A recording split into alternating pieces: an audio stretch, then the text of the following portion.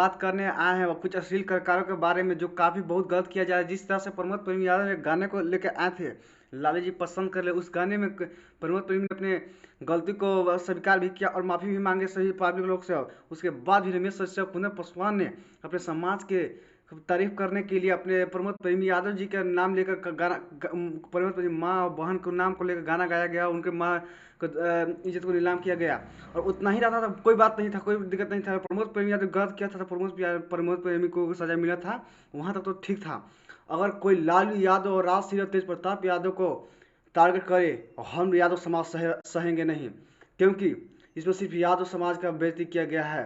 और कुंदन यादव और रमेश कश्यप को मैं टारगेट कर रहा हूँ कि बहुत जल्द तुम लोग भी गिरफ्तार होगे, और तेजस्वी यादव जी इस पर बहुत जल्द कार्रवाई करने जा रहे हैं।